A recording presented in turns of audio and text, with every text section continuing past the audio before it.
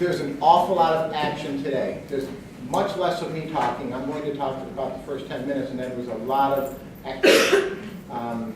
It's designed that way because we really gave you the bulk of what you needed to know to get yourself engrossed into those strengths, and that is talking a lot about the particular talents and individual talents. I have a lot of paper over here. These are, and again, you may take it, burn it. You know, we're getting set to start our fires outside and roast marshmallows and things like that. So much of the stuff like that there is just perfectly fine with me. But there's a lot of action today, and we're leading in a direction right now where, as I said, we started out with strengths and integrity. That is really just understanding the strengths and understanding the talents. We're moving into the direction of how it is that we take these talents and put them into action. We're going to talk a lot today about relationships and how it is that you can view the talent, your particular talents, and how it is that you develop relationships with others, how you influence others, how you might empower other people. So that's where we're going to be today, is talking about relationships. We're going to get into some fairly uncomfortable conversations regarding values. And every one of you carries a very different set of values that will ultimately hone in on core values. That's going to be, in most of our activities, we're going to share out. We're not going to share out in the values piece. There's a couple of activities that we'll do, but we're going to leave it right there. And I'll let you handle that conversation, how it is that you want, however it is that you'd like to handle it with your table. That's towards the second half of our program today.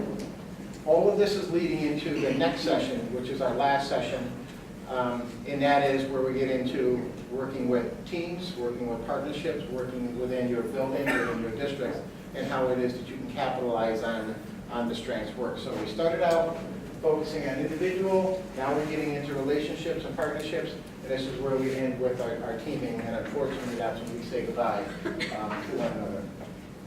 If you haven't done so, this document is a really important document for you to find on the website and print and make reference to quite a bit.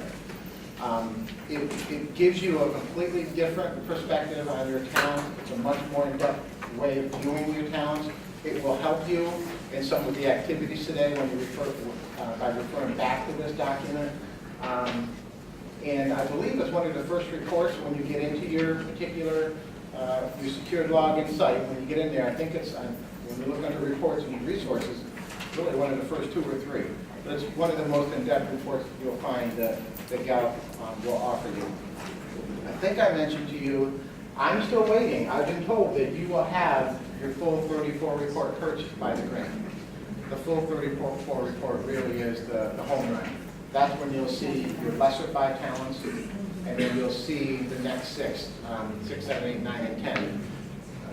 And one of the things that we know that Gallup research shows that the first 10, the most dominant of your talents, in many ways can be interchanged with one another. So some people that I've communicated with over the past month have said, I can't figure out why this is number 1. It doesn't make sense to me. But yet when they get their top 10, we'll understand that number 1 at any given day could be number 3, and so on. So I'm waiting to hear from Nancy on that, and I do believe, I'm hoping that we get it before our last session, because it really will help me build that chart. Did I show you the chart that all of you will get? That chart will be completely filled in if we get your full 34 report. So if anybody sees Nancy, kind of help me out by pushing her along with that. Does anybody have this yet? Excellent. Excellent. There's a couple of documents that I'm going to pass out because you will need them again today for one of our really fun activities, which we will do in about 5 minutes. And I know you have this already, but I'm going to give it to you again because the people in Fonda did some different things with it, which I didn't necessarily see, but I'll explain that when we get there. That's the Clifton Strength Finder Steam color chart that just gives you a brief definition of each of the talents. I'm just going to pass that around and take one. You will need this for an activity, so don't say I already have it, I don't need it.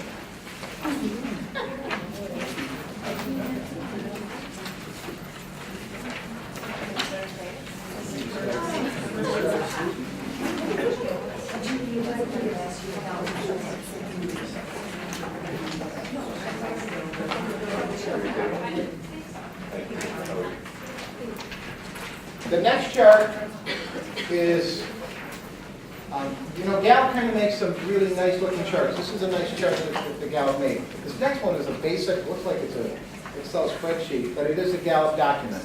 It's actually one of my favorite documents. It gives you a really different, an interesting perspective on each of the towns. I might have mentioned this the last session. This is the balconies and the basements document. I didn't give you this last time, did I? It's the best, it's the absolute best of each town, and it's the absolute kind of worst of each town. In other words, if you take somebody, 81 of us can take any one of our talents and really implement them in bad ways, which can create bad relationships, bad decisions, bad everything. So that's why they call it the balcony, which is the best top of how to implement a talent, and then the basement is the basement. You'll want to keep this handy. This is a really neat reference tool, an interesting way to view your talent. And for those of you that might know of people that are not attending this session and might not be able to make it to another session, I think I have enough for you to say to me, give me an extra because I need to give it to somebody else.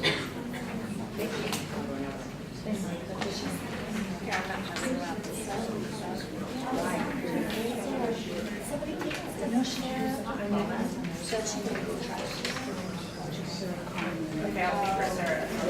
So then I need one more. Okay, so let's just forget me and make it short here.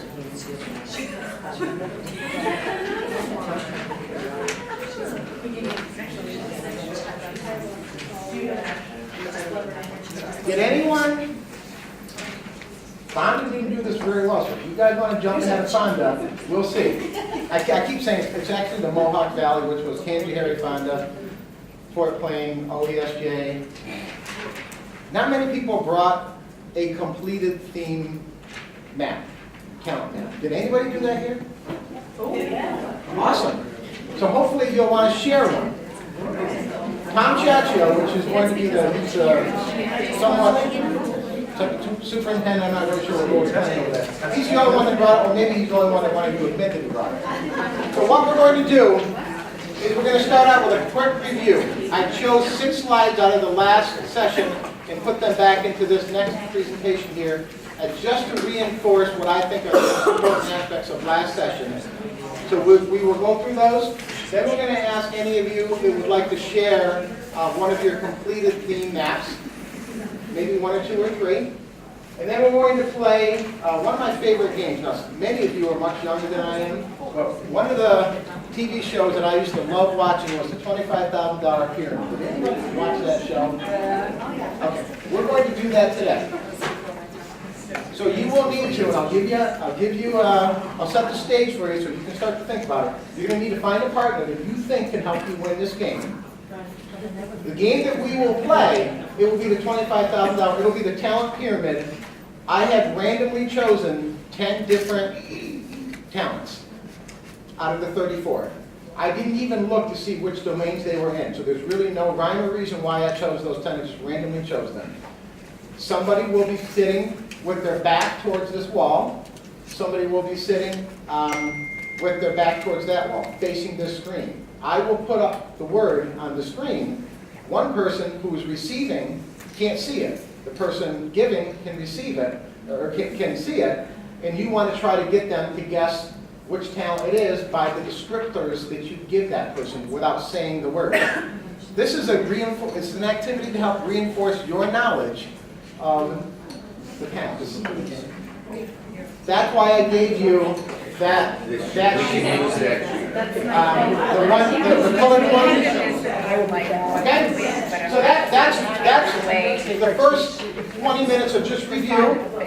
Then we're going to get into driving for a deeper, a more intimate understanding of your talents. And this is kind of where we get into maybe some uncomfortable conversations and thoughts, whatnot. We do an activity called Love, Hate, Envy.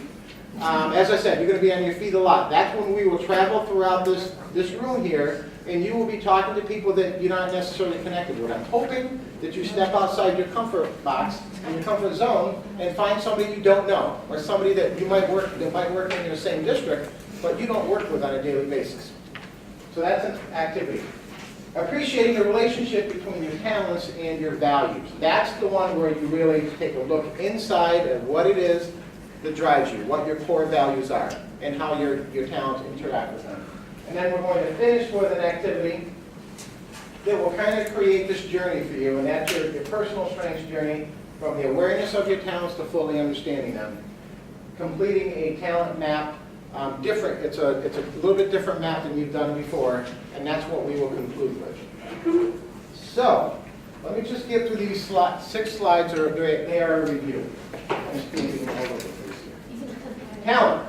This is the slide you've seen. Remember, talent is a natural recurring pattern of thought, feeling, or behavior that can be productively applied. We all hope that the talents are productively applied. I'm not going to go over the examples. We've done that.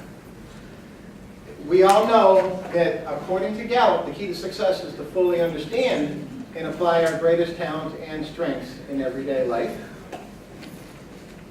One of my favorite slides, this may have been the cohort that I told the story, but I'll tell you a story about the mistake I made when I spoke to my wife about her talents and my talents. Well, this is the slide that reminds me, all talents are neutral, there are no better talents than others. That's a golden rule. No talents are better than others. They're all neutral, they are definitely not labels. We should always lead with positive intent when we're talking and referencing our talents. Differences are advantages. I'm going to ask, is there anyone here who went home and with your spouse or a partner bought the book and had them take it? That's actually happening quite a bit in our region with the 180 people that are getting trained. They're actually going out and buying books and having their, what's that? I said, are you nuts? Yeah. It's too late. It's too late. And then the last golden rule is we all need one another. And we are reminded of that throughout our strengths exploration. The 5 clues to whether you might have a particular talent that you didn't recognize, haven't recognized in the past. Yearning, rapid learning, I'm not going to read these, flow, glimpses of excellence, and satisfaction. This is an activity that we did at the end of our program last time. And then the last slide that's a review is that no talent in isolation is a strength. You really have to take that talent and cultivate it. It's like anything else in life. Practice it, cultivate it, invest time and effort into it. That's when you turn it into a strength. That's actually one of the things that I think Gallup misses the boat on. They use several words interchangeably. They'll use throughout the literature, mostly throughout my training materials, strength, talent, and theme all interchangeably. And they're really, they are not. We know that a talent becomes a strength when you invest time. Who would like to stand up and share a completed theme map? Come on. Got to be somebody. Sure. I will. Thank you very much. You stand up and you're going to read it. You're going to each of the boxes. Tell us what you found about one of your top 5. Okay, harmony was my top one. The characteristics: want peace, bring people together, help people work together toward a common goal, and natural practicality. The value I bring is reaching consensus, drawing people together, keep a project moving forward, tolerance of differences. The needs I have is a network of different personalities and a desire to see all parties satisfied with the ultimate decision. My motivations, what I love, I hate. I love seeing things accomplished and all parties satisfied. I hate the emotional aspects of conflict, but rather practical aspects to reach agreement. So the role I play would be the listener of others' ideas, a mediator to accomplish tasks, the averter of conflict through compromise, and bring a practical aspect to situations where others tend to be emotional. Brian, let's give him a round of applause. The first one, that's really getting intimate with your talents. And it forces you to think about things a little bit differently. Is there anyone else? That was excellent. Brian. I'll go. I did futuristic is one of mine. So characteristics, like words that describe me: visionary, dreamer, imagineer. So the role that I could play would be like someone who inspires, inspirer. So my motivations: I like to look ahead. I like to make plans. I hate the status quo for the sake of the status quo. Like if it works, it's okay, but we don't have to keep it that way just because we've done it that way. The needs I have to have some type of direction. Whether it be like going on vacation, whether I can't just go. I need a plan. It'll happen at me, that's true. So the value I can bring, I can see what could be, I can challenge the status quo, and I can look and plan for the future. Fantastic. Fantastic. Did this put us above Fonda yet? Because I thought this was. I'm sorry? Did this put us above Fonda yet? Because those were both. It does. That is my goal. Oh, Even better than one. We don't want to stop there. Yeah, absolutely. Great job, Mike. Anyone else? Fantastic. Go ahead, Heather. Communication. So the characteristics that I said that would describe me as a conversationalist, a presenter, talkative. I like to explain, describe, host. Oh, then you Yeah. do. We're not. Present. No, it's my favorite. So the value I bring is attention to messages, talking to others, telling stories. The role I play is connect with others through words, send messages, reach out to others. The need I have is an audience, a sounding board, right guys? Capturing people's attention. And my motivations, I love telling stories, and I hate when people are silent. I don't like it. I really just. Is it uncomfortable? Yes, I don't like it. Let's give Carla a nice round of applause. Anyone else?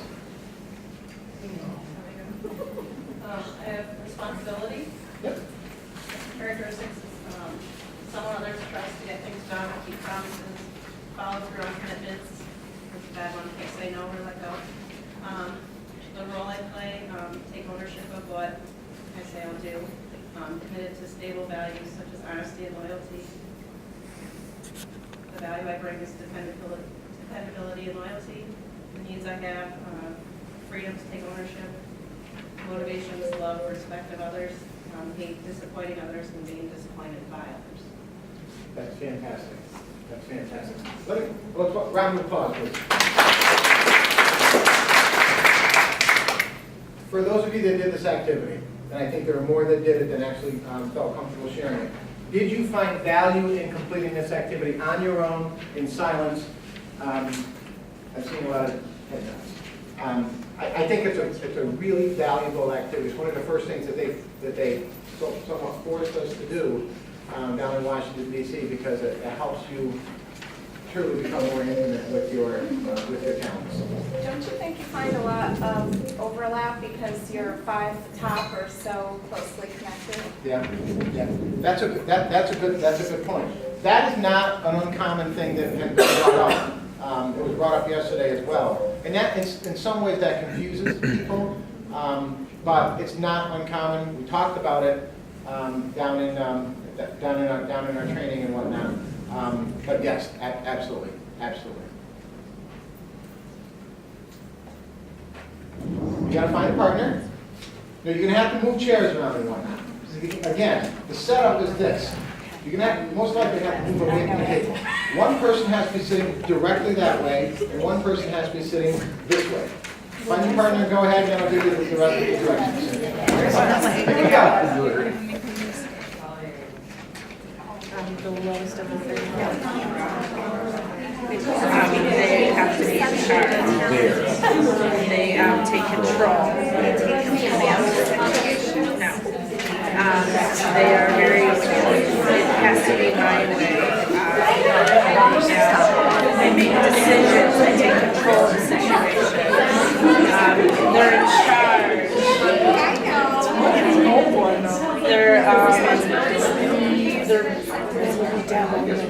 It's the lowest of the 34. Okay, get back. Looks like most of you got it. We're now going to go to 25 seconds. 25 seconds. 25 seconds. Again, raise your hand quietly when you get it. Everybody want to stay where they're at? And position-wise, receiver and giver? Okay, here we go.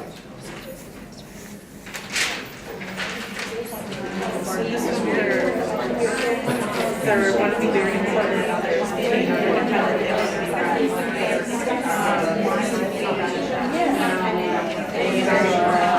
they want to be important to others. But they also want to be no, they want to be important in the eyes of other people. They want to be recognized. Only 4 teams, or maybe 5 teams. Excellent. Excellent. Ah, strategy. We have people switching. Okay, ready? We're going on to the next one. I'm going to give you 25 seconds.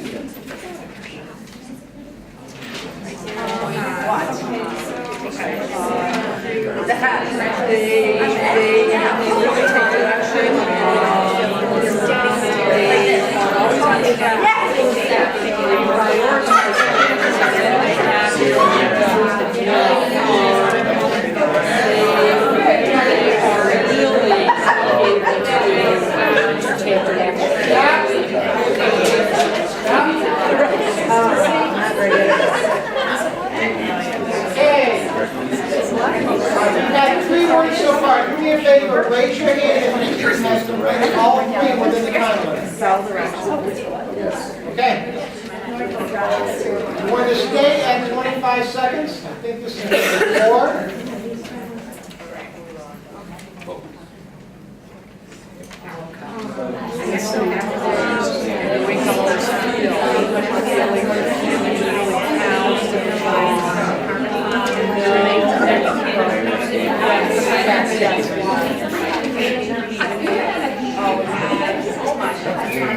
John doesn't have it figured out. I said, people think I don't have it, but I do.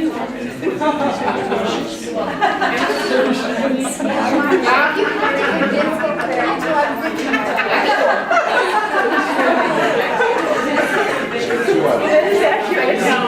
Kids don't think I got it. Okay, next one. I think we have, how many teams have all 4 so far? 1, 2, 3 teams.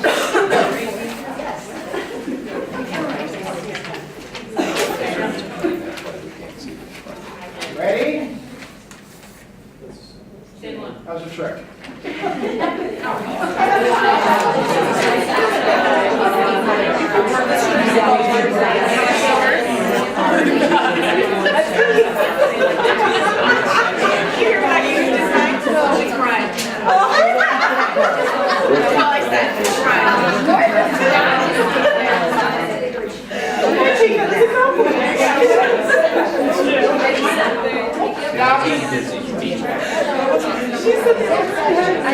All right, who are our winners? All 5. Who got all 5? 1 team, 2 teams. Great job. Great job. Pat yourselves on the back. You win. We have 5 more to do. If anyone would like to switch roles with, we're halfway through. You're better than I This is strategic. I have that as a quality. I like your description. Here we go. This is you.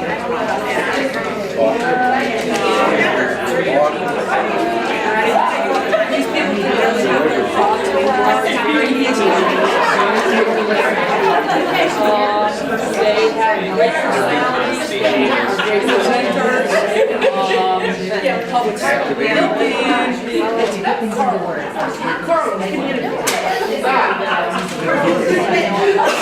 You're getting good at this.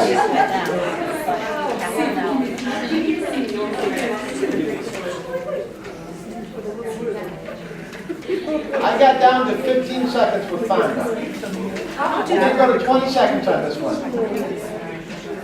I have to keep throwing Fonda out there, don't I? Go. I didn't even have to say it.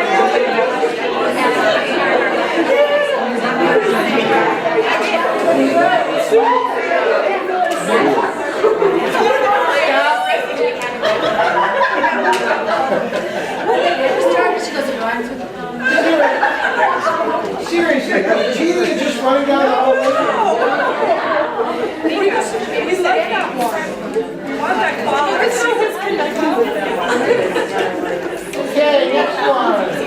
Work on his strength.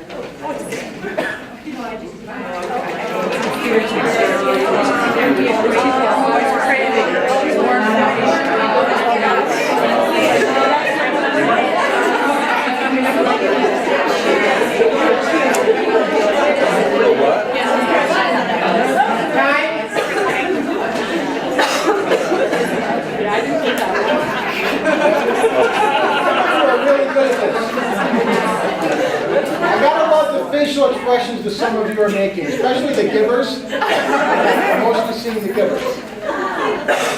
Here we go. Very, things are very well planned, very well mapped out.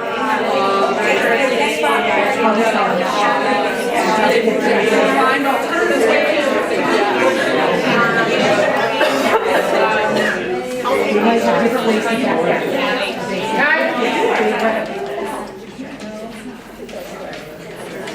All right, that might be 8 or 9.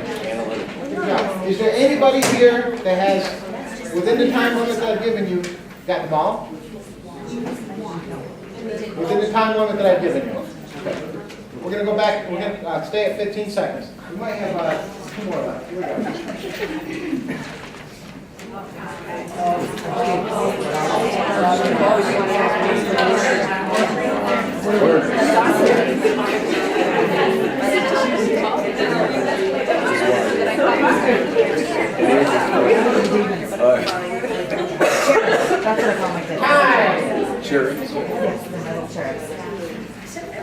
That's fantastic. Stay where you're at. I think that might be the last one, but let's just, there may be another one. Nope, there's not. Okay, you go back to the table. Great job.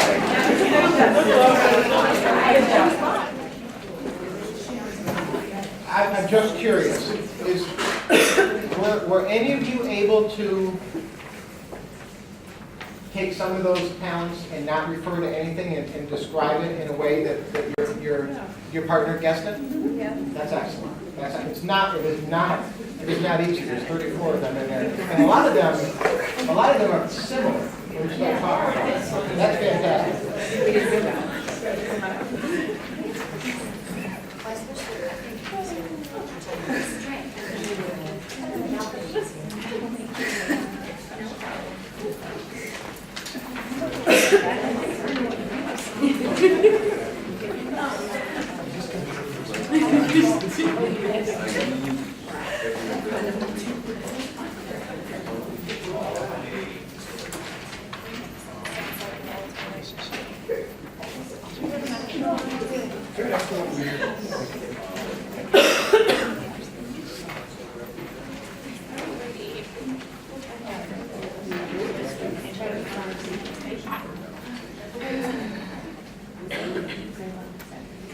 As I said earlier, you need one?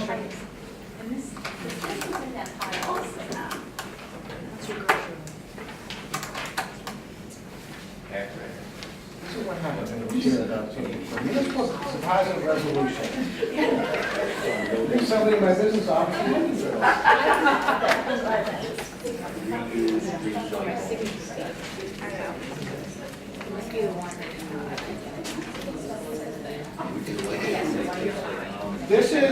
This is an activity where you will get up and you'll travel.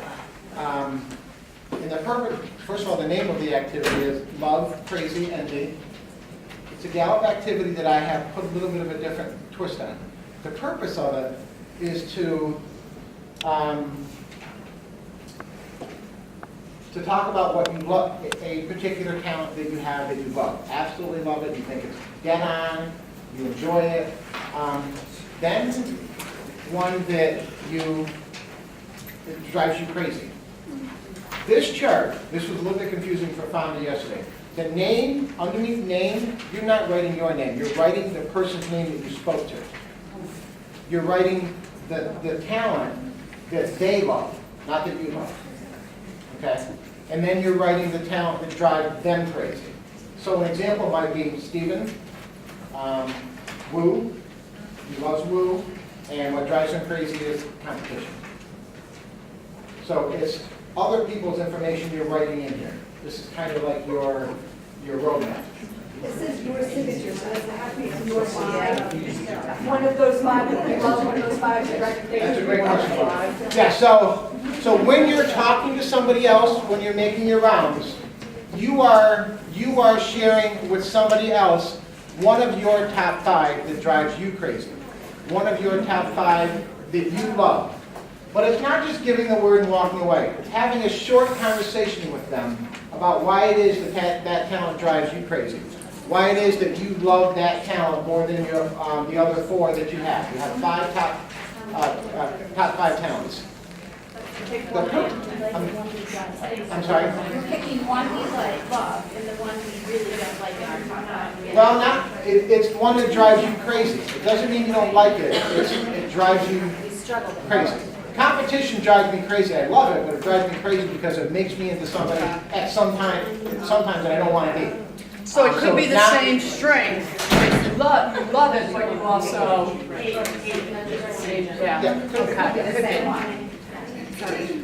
Before we get up and do this, you're going to fill out the first couple of questions on your own. The first question is identify that talent that you love.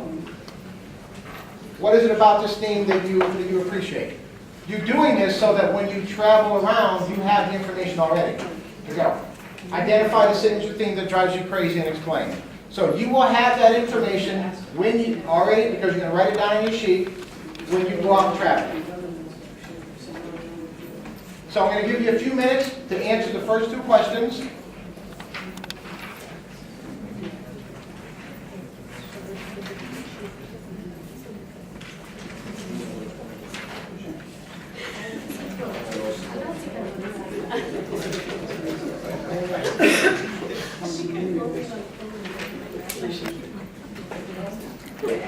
Okay, so let me just give you another quick direction before we head out.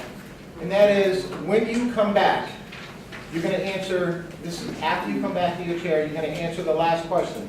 And that last question, this is where the end becomes.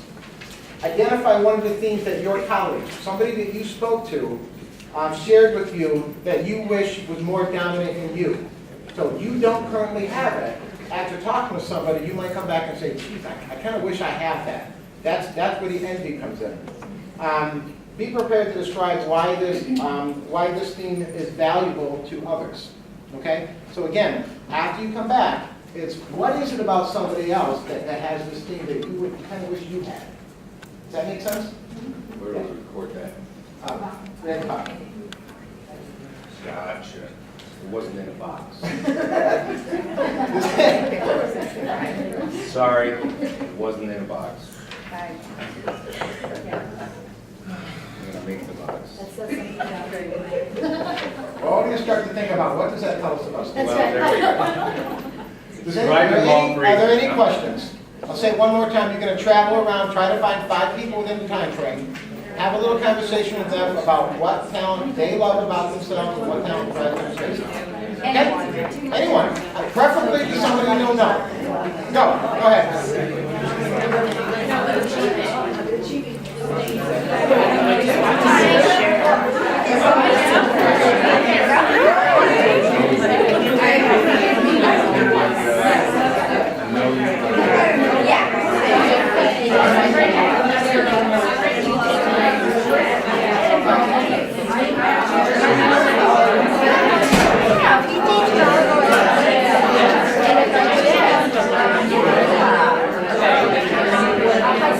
I have an input and learner, and I love to learn. I am back in school again, and sometimes I think why. But one of the things it says about input is that you like to collect things, and I think the learner in me likes to collect degrees and knowledge and things like that. So I find that I'm always setting goals for myself. I'm always trying something new, whether it's a hobby, like a new hobby that I'm getting into.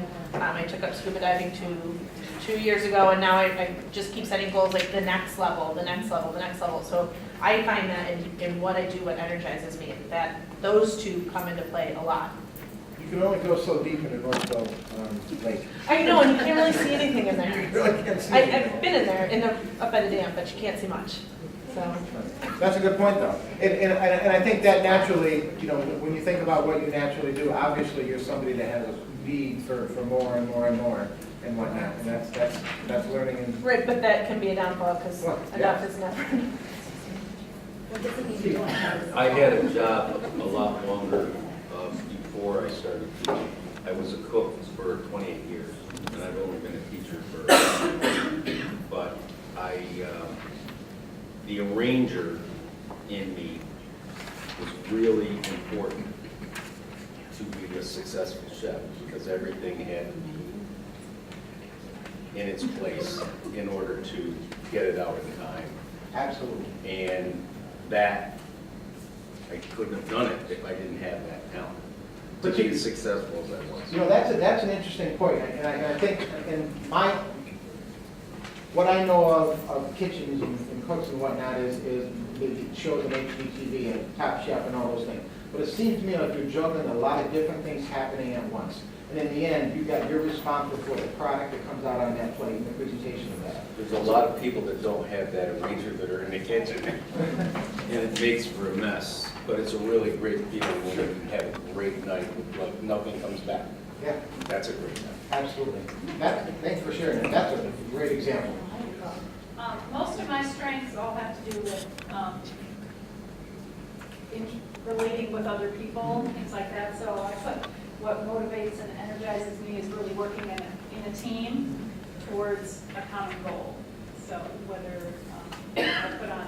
So you might be somebody who looks forward to going to the faculty meetings and the team meetings and the. A lot of times, you know, if I'm working towards something with a group of people, like we put on a musical every year at our school, and knowing what everybody's strengths are, you know, she's a great artist and things like that, and we're all working towards that common goal. I like doing that. So let me ask you this. You've said it now several times, working towards something. Yeah. Do you tolerate going to meetings where nothing's accomplished? Or where, like, there are people that. Do I tolerate it? You mean most of that? Tolerate, you probably have to.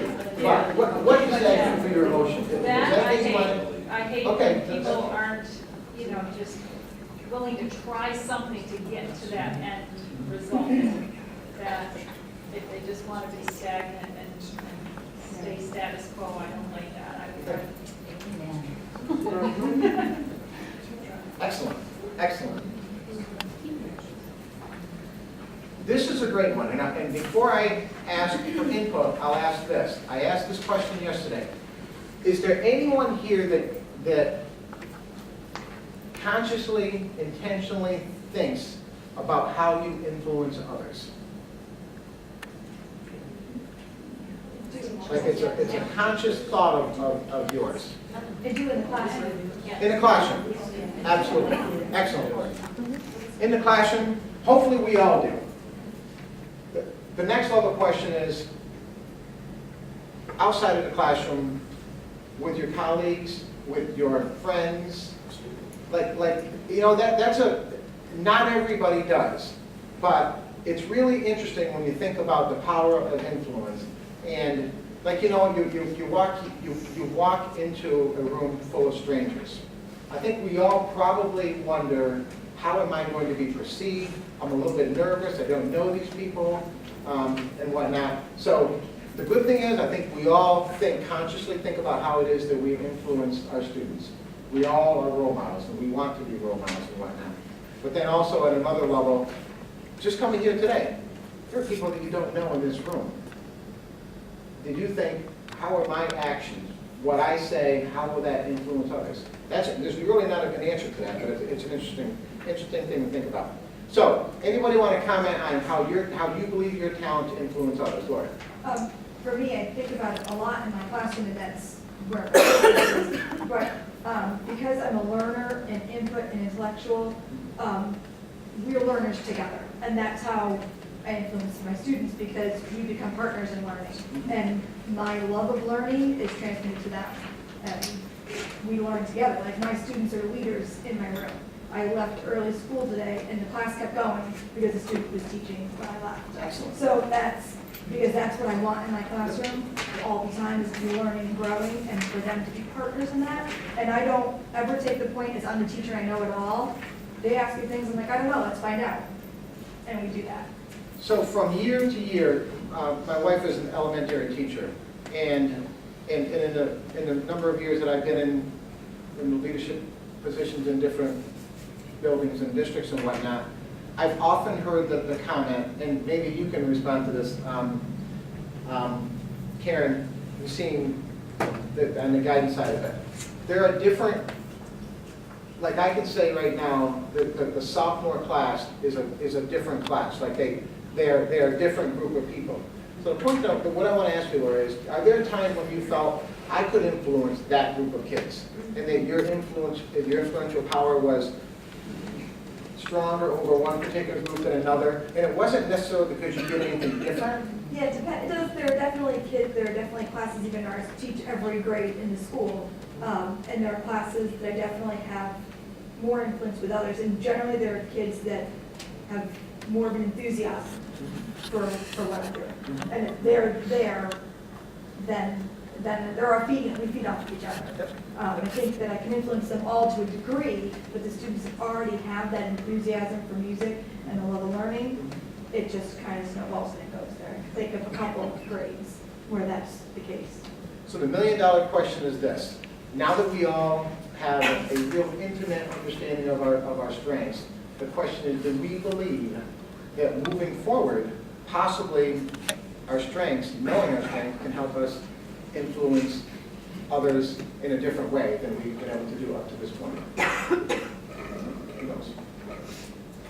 Anyone else on the influencing piece? Well, just like individualization is what I keep focusing on. The fact that each kid knows that I will see them as one unit, and the fact that they're egocentric and they only want to be about them. So the fact that I have the one-on-one time with them and they don't have to act out, they don't have to try to fight for my attention, that they know it's just the two of us, I have a much more intimate relationship with each of the kids. But yet, holding them responsible, because that's my number one is responsibility. You know, having expectations, holding them accountable, having them be responsible for those things. I feel that a lot of my skills now going over this actually makes me a better counselor and actually shows that I can influence the students more because of each of my roles that I have for them. They're going to come out in harmony, because that's one of mine. You know, I'm one of the 10, but that we're going to come out with some type of agreement, whether, you know, we don't have to be on the same page, but we both have to be happy walking out that door that we have a goal in mind. Absolutely. Absolutely. Sure. One of my strengths is strategic, and I think one thing I'm good at is reading body language and having intuition. And so if a student comes to school and I can tell they've had a bad morning and things like that, I think it makes it so that I'm more aware of how they're feeling and how I'm going to react to them during that day. The whole body language thing is really interesting, and it's not easy to read body language. And if you're somebody that can read that, and you have particular talents that, without words spoken, recognizing the disposition that a student is in or a person's in when they walk in that room, and recognizing I can influence that person, I have a talent that can influence that person just by being, first of all, being able to read the mood that they might be in without speaking the word and whatnot. It's intriguing to me. I don't quite understand it, but it's absolutely intriguing to me. And absolutely understanding your talents and knowing, fully understanding your talents to influence that that situation is awesome. I wish I had it. Last one. You're down to talents and what they reveal about how you process information, how you take it in and how you process it. Any comments on that?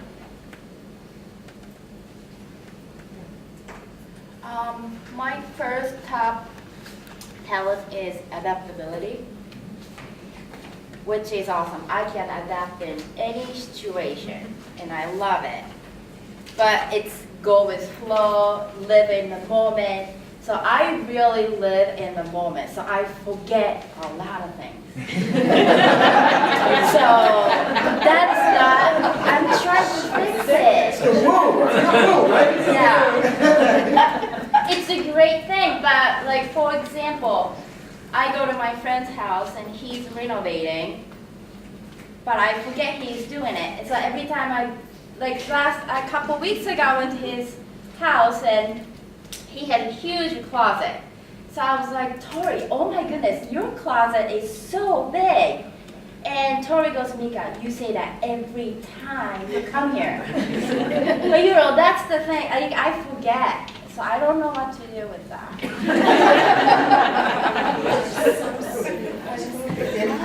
The golden rule slide where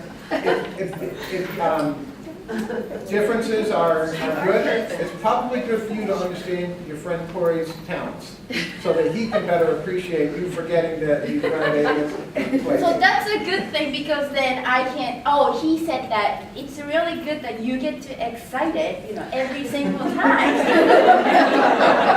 That's like my positivity that I have. I guess it's a good thing. I don't even know what to say. We're really ahead now. Let's get that on tape.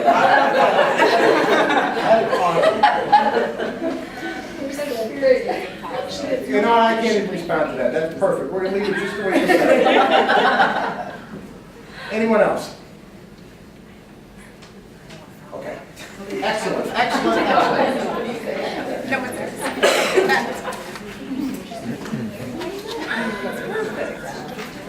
I changed.